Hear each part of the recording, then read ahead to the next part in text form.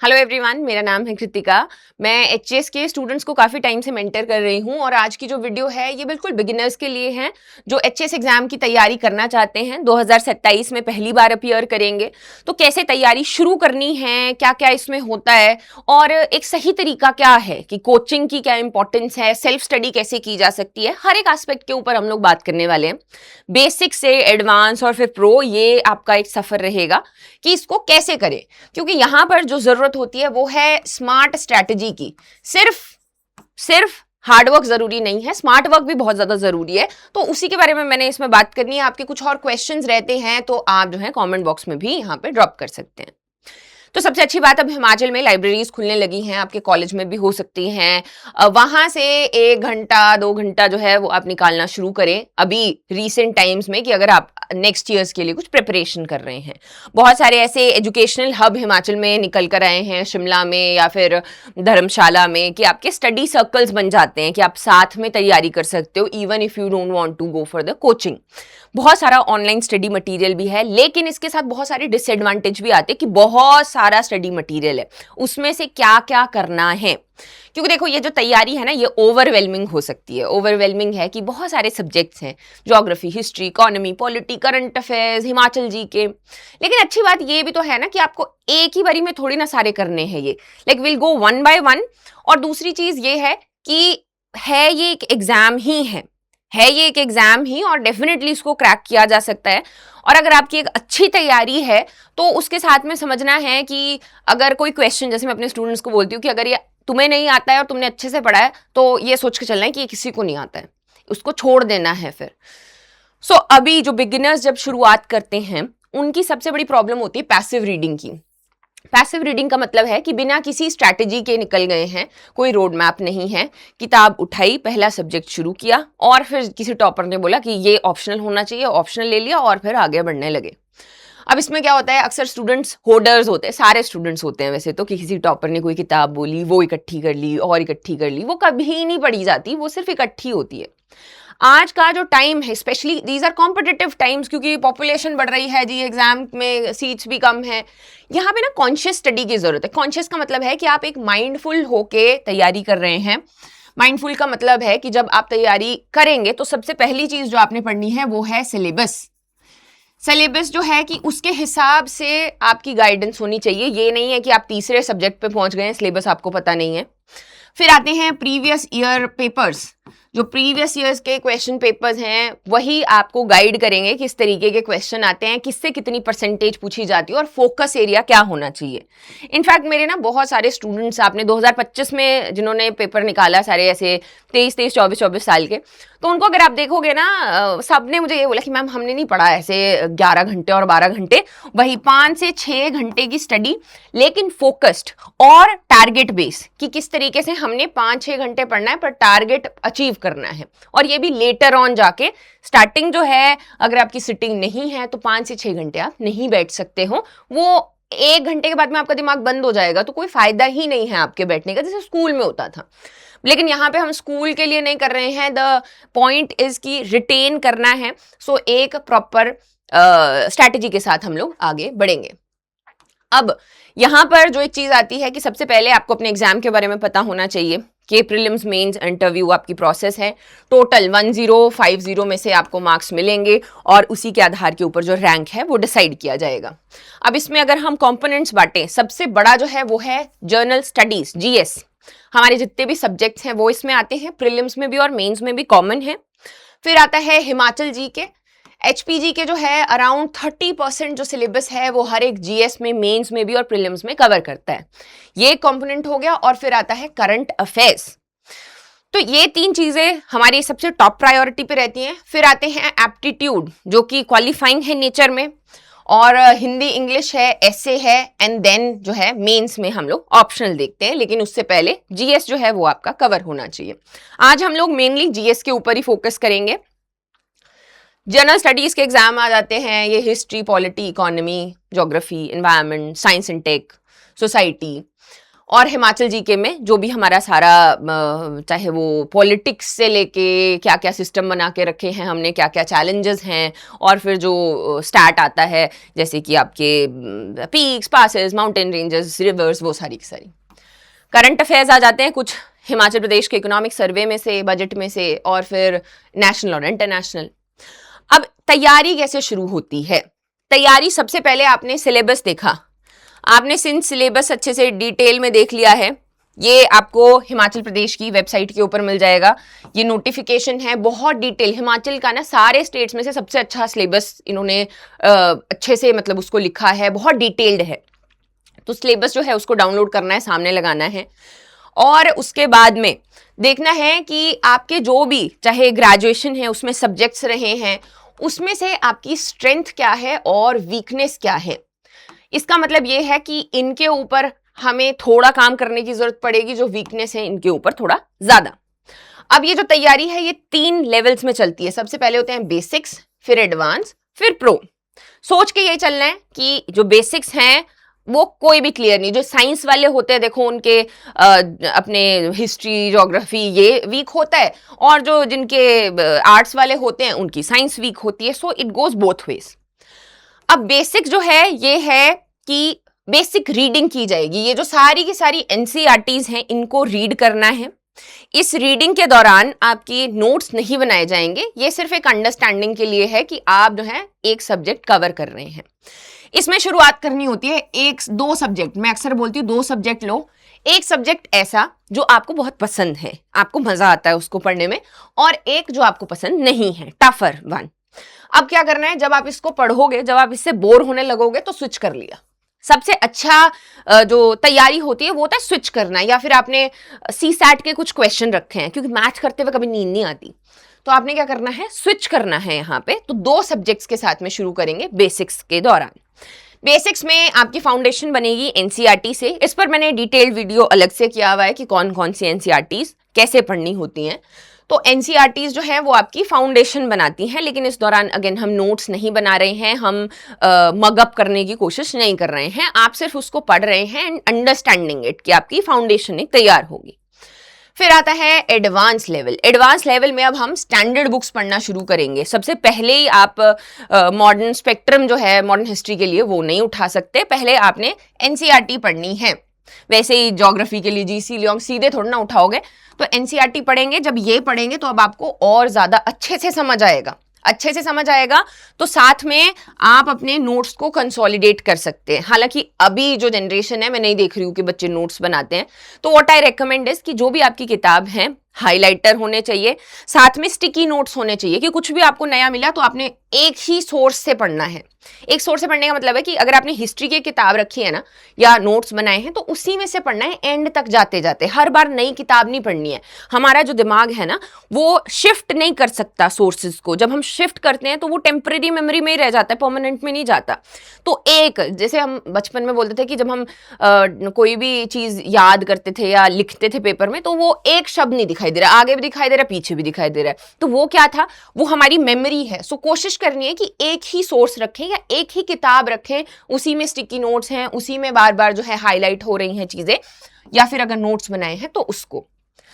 फिर आता है last one is the pro level.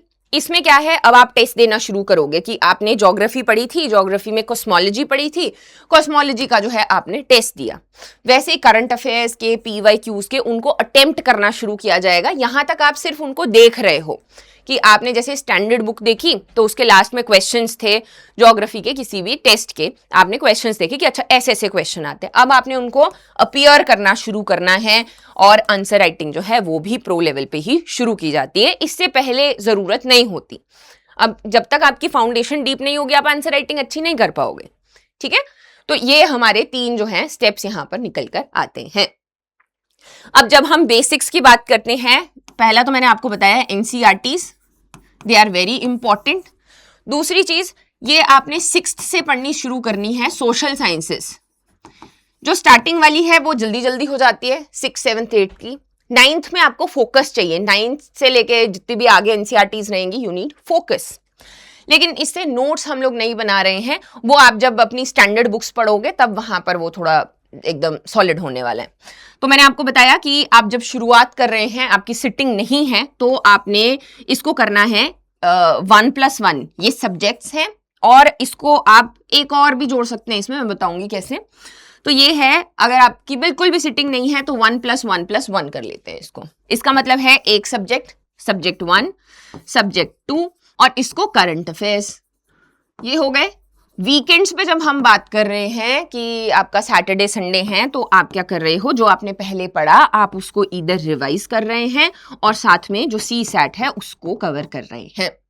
अब 1 घंटा आपने इसको दिया, 1 घंटा इसको दिया, 1 घंटा इसको दिया, धीरे धीरे इसको बढ़ाना है, फिर इसको 1.5 घंटा करना है, इसको 1.5 घंटा करना है। सी सैट या जो करंट अफेयर्स हैं, इनको चाहे आप एक एक ही घंटा दो, बिकॉज अगेन करंट अफेयर्स भी ऐसा सब्जेक्ट है जो खत्म नहीं होता।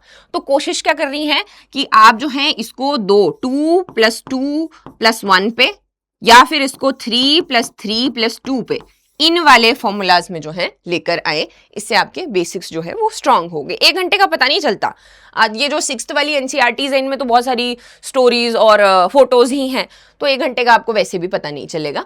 और ये कुछ आपकी एनसीईआरटीज हैं जिनको आपने कवर करना होता है। नेक्स्ट कम एडवांस लेवल किताब जो है, अगेन एक एक स्टार्टिंग में एक एक चूज कर लेनी है कि इकोनॉमी की अब 2 रमेश सिंह और संजीव वर्मा नहीं, कोई एक की संजीव वर्मा उठा ली स्टार्टिंग से ही, और फिर उसी से आगे पढ़े, कुछ भी एडिशन है उसी में किया।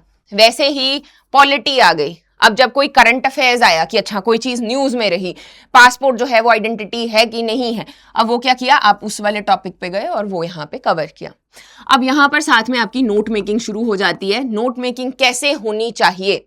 नोट मेकिंग का मतलब ये नहीं है कि आप सब कुछ लिख दे रहे हैं, इसका मतलब है कि आप उसमें ऐसी हेडिंग्स बना रहे हैं, सब हेडिंग्स, और जो आपके वर्ड्स हैं वो समराइज्ड और छोटे इसमें लिखे गए हैं, ताकि आप बाद में उसको क्विक रिवीजन के लिए इस्तेमाल कर सकें।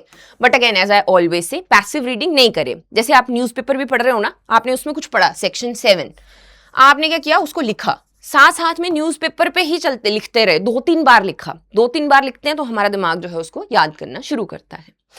फिर आते हैं हम प्रो में, प्रीलिम्स में। अब क्या है, आपने टेस्ट देने शुरू किए, मॉक देने शुरू किए। आई ऑलवेज से कि एक मॉक को एक बार नहीं, मल्टीपल टाइम्स देना होता है। फिर कुछ चीजें तो आपको ऐसे ही याद रह जाती है कि अच्छा ये वाला क्वेश्चन मैंने गलत किया था मॉक में, जब वो पेपर में आएगा तो आप उसको बिल्कुल सही करोगे। मेंस में अगर हम देखें तो आंसर राइटिंग की अब शुरुआत की जाती है। स्टार्टिंग में अगेन धीरे धीरे करके, अगर आप बिल्कुल स्टार्टिंग में आंसर राइटिंग शुरू करोगे तो आपके पास कंटेंट ही नहीं था। अब आपके पास कंटेंट आया है तो अगेन प्रॉपर जो जैसे भी आपकी गाइडेंस है, कुछ आंसर राइटिंग के आपने वीडियोस देखे हैं कि इंट्रो, फिर बॉडी, फिर कंक्लूजन जो है, इसको सब्जेक्ट वाइज शुरू करना है, एक एक करके लिखना शुरू करेंगे।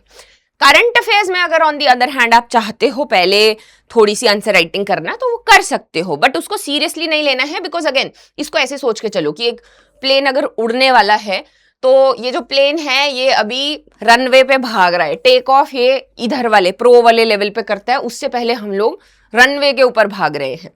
सो ये वाली आपकी तैयारी रहती है। टाइम टेबल मैंने आपको ऑलरेडी बता दिया। फाइनल आपका ये है कि आपने कहाँ पहुंचना है, 3 घंटे एक सब्जेक्ट, 3 घंटे दूसरा सब्जेक्ट, और फिर 2 घंटे करंट अफेयर्स।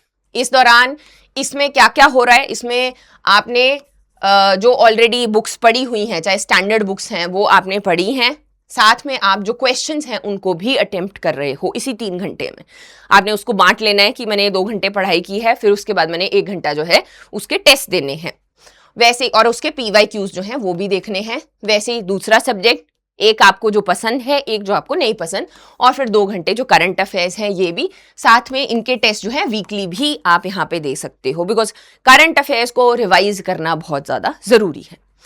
तो इतना सा अगर आप कर लेंगे, it will be more than enough. अब आप क्या कर सकते हो, जैसे कि बीच में ये वाला सब्जेक्ट है, ये आपने हिमाचल जी के शिफ्ट कर दिया, तो ये 2 घंटे में भी हो जाता है। अगर इतना बड़ा सब्जेक्ट नहीं है, अगर छोटा सब्जेक्ट है तो इस वाले टाइम को आप और बढ़ा सकते हो।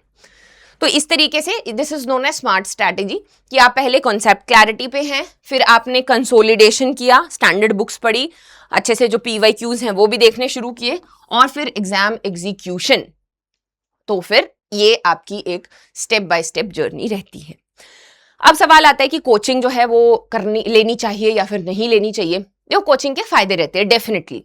अगर आप उस तरीके के एस्पिरेंट हो जो थोड़े से डंडे की इच्छा रखते हैं या कोई आपको पूछता रहे बार बार, बिकॉज यहाँ पे क्या है, आपकी जितनी भी मोटिवेशन है सेल्फ स्टडी में वो खुद से आ रही है। अगर आप सैड भी हो रहे हैं, आपकी स्ट्रैटेजी भी है वो अपनी है। वेयर एज कोचिंग में क्या होता है, आर्टिफिशियल आपका एक शेड्यूल बना हुआ है, आपको पता है कि आपने एक क्लास लगानी है, फिर दूसरी लगानी है, फिर तीसरा आपका टेस्ट है, तो वहां पे वो आर्टिफिशियली आपको एक अर्जेंसी क्रिएट हो जाती है और आप छोड़ते नहीं है, बिकॉज आपको पता है कि आपकी आंसरेबिलिटी है टीचर को। वैसे ही यहाँ पर सेल्फ स्टडी में आप खुद रिसर्च करते हैं। यहाँ पर कोचिंग में जो है, जैसे मैं हूँ, अब मैंने हिमाचल जीके में कोई ऐसे 10 किताबें पढ़ के रखी है, मुझे पता होता है कि कौन सी वाली इसमें गलती क्या है, कैसे क्या है, तो वो इजीली मैं टारगेटेड मटेरियल जो है वो दे सकती हूँ। साथ में ही यहाँ पर जो सब्जेक्टिव आंसर्स हैं, आंसर राइटिंग, मेंस की तो आंसर राइटिंग अगर आप सेल्फ स्टडी में भी हो उसको इवैल्यूएट करवाना है किसी ना किसी से, बहुत ज़्यादा ज़रूरी है। और कभी कभी स्टूडेंट्स क्या करते हैं, सेल्फ स्टडी में ऐसे टॉपिक्स के ऊपर ज्यादा टाइम दे देते हैं जिनको जरूरत नहीं थी। जैसे हिमाचल जीके की मैं बात करती हूँ, हिमाचल जीके में पिछले 3 साल से आर्ट एंड कल्चर का क्वेश्चन ही नहीं आया। जैसे फेयर्स, फेस्टिवल्स या हम लोग ट्राइब्स की बात करते हैं, पूछा ही नहीं है। अब क्या होगा कि एक स्टूडेंट जिसने PYQ ट्रेंड्स देखे या उसको नहीं है आइडिया, तो वो क्या करेगा, इसके ऊपर भी अच्छा खासा टाइम देगा। इसको पढ़ना है, छोड़ना हमने कुछ नहीं है, लेकिन जो फोकस एरिया है वो इंटायरली डिफरेंट था जिससे ज्यादा क्वेश्चन आ रहे थे। सो डेफिनेटली मेंटरिंग जो है, इसमें भी मेंटरिंग बहुत जरूरी है कि आपको एक मेंटर हो जो आपका स्टडी प्लान बना के दे, जैसा कि हम लोग अपने स्टूडेंट्स के साथ में करते हैं और उनसे मंथली रिपोर्ट भी लेते हैं कि कितने उन्होंने टेस्ट दिए, कैसे उनकी तैयारी रही। So it's a strategy overall, but ये समझ के चलना है कि इट्स एन एग्जाम, एक ये परीक्षा है जिसको पार किया जा सकता है। ये जीवन नहीं है कि इसके ना तो आगे कुछ है ना पीछे कुछ है। और ये भी नहीं रखना कि मैंने एक ही एग्जाम देना है। अगर मैं HS की तैयारी कर रहा हूं या कर रही हूं तो मैं एलाइड का, नायब तहसीलदार का, ये जो पेपर आएंगे ये नहीं देने। पेपर सारे देने होते हैं। GS देखो सब में कॉमन होता है, GS, Himachal GK, current affairs, तो ये आपकी प्रैक्टिस भी हो जाती है। और अगर आपका पेपर निकल जाता है तो व्हाई नॉट, आप HS के लिए साथ साथ में तैयारी कर सकते हैं। ऑलरेडी की तैयारी थोड़ी ना छूट जाएगी। So there is a new batch starting. अगर आपके कुछ भी क्वेरीज रहती हैं तो ये आपके नंबर्स दिए गए हैं, आप इन पे कॉल कर सकते हो रिगार्डिंग एनीथिंग। मुझसे भी बात करना चाहते हो कि कंफ्यूज्ड है किसी चीज को लेके, एकेडमिक डाउट्स आपके जितने भी हैं, I will take them.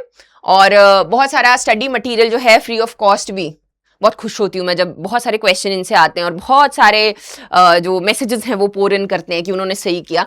So again ये फ्री ऑफ कॉस्ट यहाँ पे इंस्टा है, यूट्यूब है, इनको ज़रूर फॉलो करना है ताकि आपका जो फीड है वो एकदम प्रोडक्टिव रहे। और हमारी मोबाइल एप्लीकेशन है, इसको भी डाउनलोड कर सकते हो। Whatever the free study material is you can access it, but again smart strategy के साथ तैयारी करनी है। And if you have any other questions you can comment down. Thank you so much and all the very best.